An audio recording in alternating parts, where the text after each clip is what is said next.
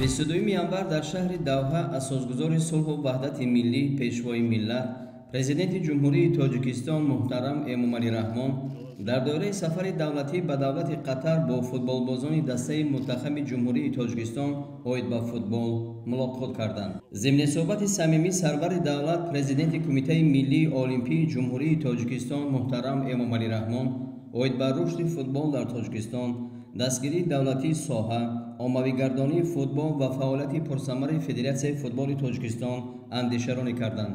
Пешвои миллат муҳтарам Эмомалӣ Раҳмон ҷавононро ба ватандӯстию ватанпарварӣ ва ифтихори ватандорӣ ҳидоят намуданд. Вақти бозида даромадед, фикри танҳо майдоне, фикре ки 10 миллион зиёд, 60 миллион зиёд тоҷикот дунёда аст. Фикри ора карда. Обрӯи давлата карда.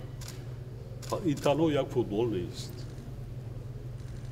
اولی بار تیم تاجیکستان بگیم در سطح فینالی بازی‌های بی‌برابری است. که اراده مستحکم داشته، هدف داریم، مقصد داریم، با پیش. فقط با پیش. لیکن همین را حس کنین که من کجایی که نباشم، من با شما هستم. من شما را تماشا میکنم.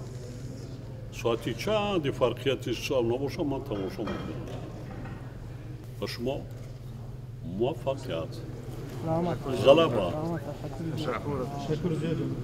یادآور میشیم که دسته منتخب فوتبال تاجیکستان باری نخست در جام آسیا اشتراک میکنند.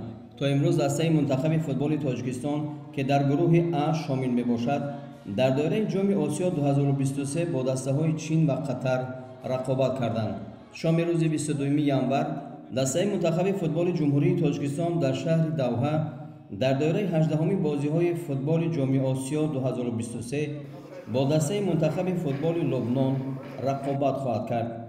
در آخر صحبت پرزیدنت مملکت محترم امامعلی رحمان با فوتبالبازان تاجیک برای کامیابی آرزو کردند.